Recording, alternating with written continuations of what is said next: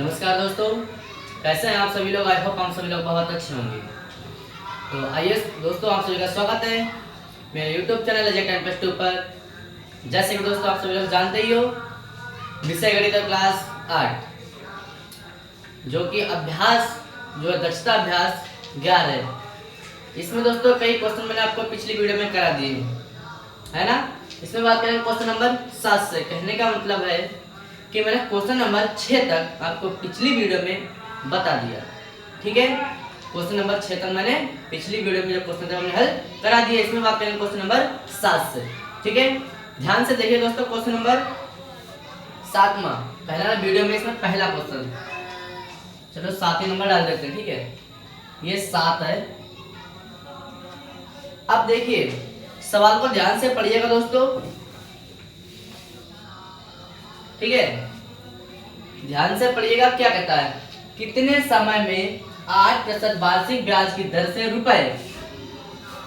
अब यहाँ पर देखिए, इकाई, ढाई, सैकड़ा, हजार, हजार, लाख, 25 लाख का चक्रवृद्धि ब्याज चक्रवृद्धि मिश्रण इतना हो जाएगा, इतने रुपए हो जाएगा, जबकि ब्याज तिमाही संयोजित होता है।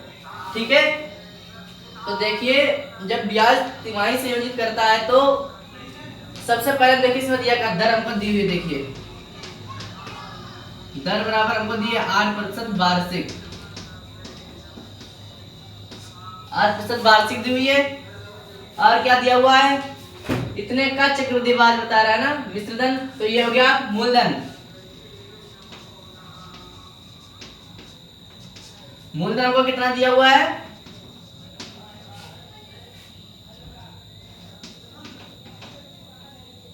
ये रहा। ठीक है, अब देखिए, ठीक है, मूलधन कितना हो गया, 2,50,000। इसी प्रकार हमको कुछ और भी दिया हुआ है। देखिए ये मिश्रधन इतना हो जाएगा, तो मिश्रधन भी तो दिया हुआ है, मिश्र धन। अब देखिए दर होती है, इसे आर से नोट करते हैं, ये भी लिख लो। और इसे पी से और इसे ए से कितना है, 265, 302। ठीक है, इतना आ जाएगा।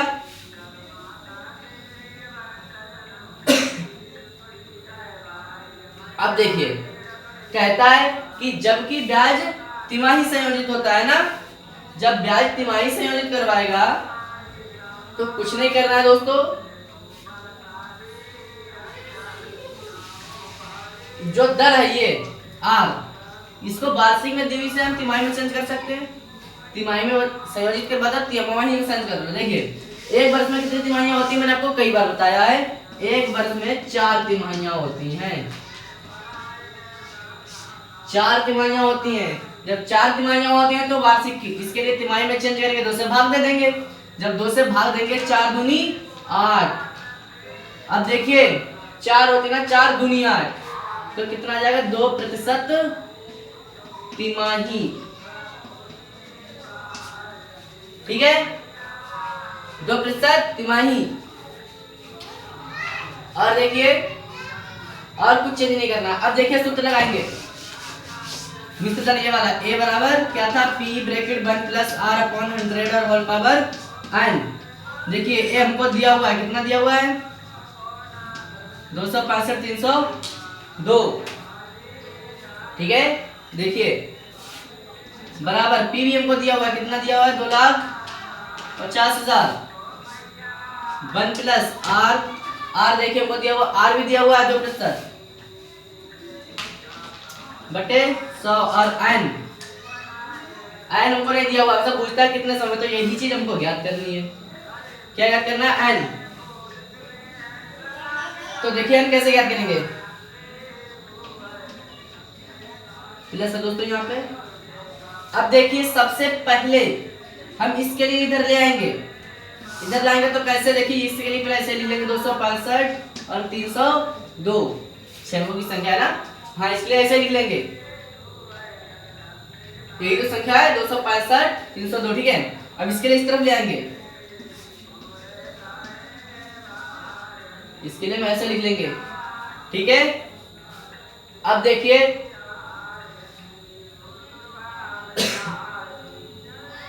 बराबर इसे लिख लो, इसे काट सकते हैं हम ना, 2 एकम और 50 दूनी 100, ठीक है, काट सकते हैं। चलिए तो 50 एकम 50 और 51, इसे फिर हटाइएगा, 51/50 इसकी पावर n, ठीक है। जब n हो जाएगा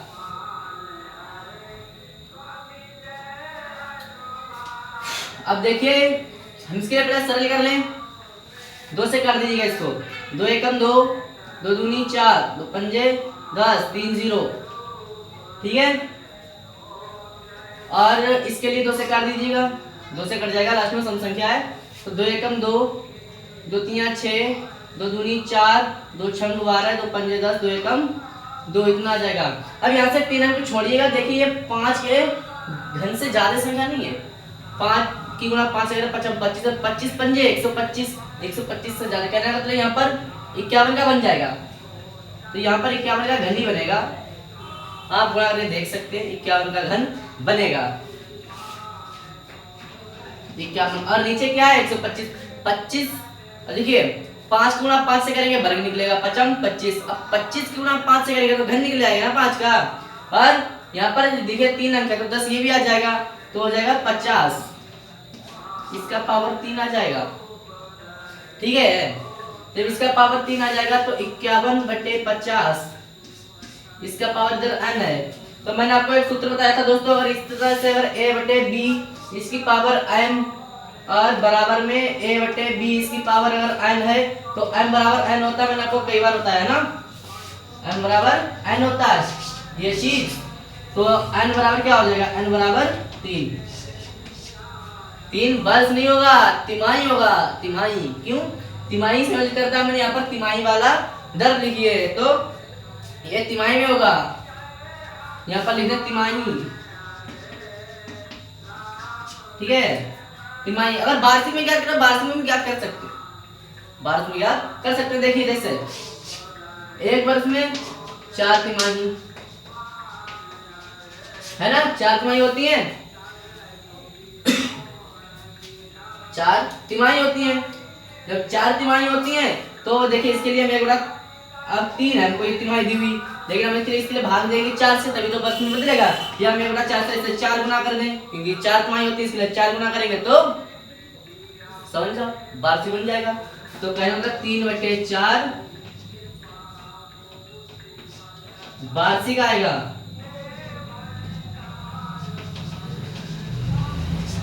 और यही हमारा आंसर होगा। अगर तिमाही में ही संयोजित रहता है तो इतना आंसर है, और वार्षिक में हमसे पूछता है आंसर तो इतना आएगा, ठीक है, क्लियर, यही आंसर रहेगा। तो देखिए दोस्तों, उम्मीद करता हूं कि ये क्वेश्चन आपको बहुत ही अच्छी तरह से समझ में आया होगा। तो चलिए चलते हैं नेक्स्ट क्वेश्चन की तरफ। देखिए नेक्स्ट क्वेश्चन क्या है, क्वेश्चन नंबर 8, बहुत ही बढ़िया क्वेश्चन है, क्वेश्चन नंबर 8, ध्यान से पढ़िएगा दोस्तों, बहुत ही मस्त सवाल है,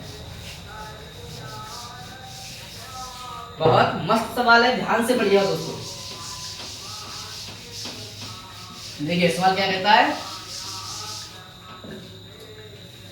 1000 का 10% ब्याज की दर से 2 वर्षों में चक्रवृद्धि ब्याज और सरल ब्याज, चक्रवृद्धि और सरल ब्याज को ब्याजों का अंतर होगा। तो पहले चक्रवृद्धि ब्याज निकालेंगे, देखिए पहले लिख लो यहाँ पर मूलधन बराबर मूलधन P बराबर एक दर R बराबर 10%, ठीक है, वार्षिक है। अब देखिए समय कितना दिया हुआ है, 2 वर्ष, तो सबसे पहले निकालेंगे चक्रवृद्धि ब्याज, चक्रवृद्धि ब्याज A बराबर P bracket 1 plus R upon 100 और होल पावर इसकी n, ठीक है। देखिए A बराबर P हमको कितना दिया हुआ है 1000, 1 प्लस R हमको कितना दिया हुआ है 10 बटे में 100 इसकी पावर n, n हमको दिया हुआ है इधर 2, ये समझ होता है, इसे आंसर नोट करते हैं, ठीक है। अब देखिए 10 एकम 10 10 100, अब ध्यान से देखिएगा 10 से कम 10 और 1 11 यहाँ पर 10 से कम 10 और 1 11 है, तो यहाँ से करेंगे 10 से कम 10 और 1 11 है, 11 बटे 10 ए बराबर 11 बटे 10 सॉरी पहले इसके लिए लिखेंगे, अब लिखेंगे 11 बटे 10 इसकी पावर 3 है, नहीं 2 है, देखिए 2 है, तो 1000 गुणे 2 है, तो 2 बार लिखेंगे, 2 जीरो से 2 जीरो कैंसिल, 11 का वर्ग होता है 121, गुणा कर देंगे 10 से, कितना आ जाएगा 1210। ये हमारा क्या आएगा, चक्रवृद्धि मिश्र धन CI निकालेंगे, ये होता है A, CI चक्रवृद्धि ब्याज, चलो लिख दो चक्रवृद्धि ब्याज, चक्रवृद्धि ब्याज समझ में नहीं आता है, चलिए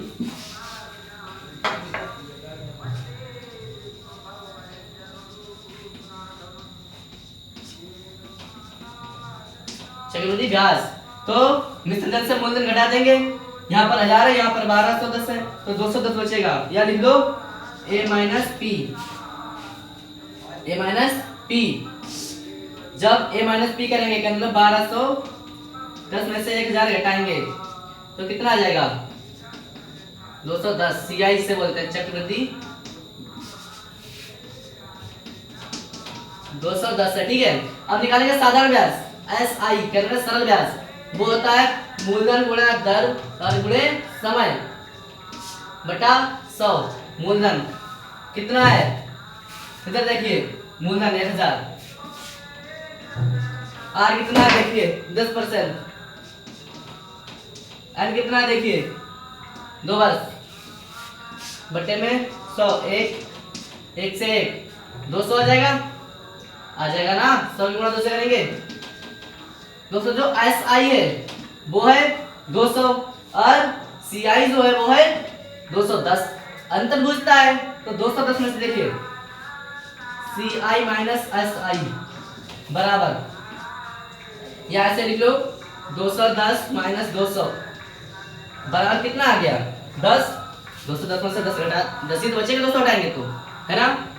तो यही हमारा आंसर है, देखिए इसमें दिया हुआ है, नहीं देखिए।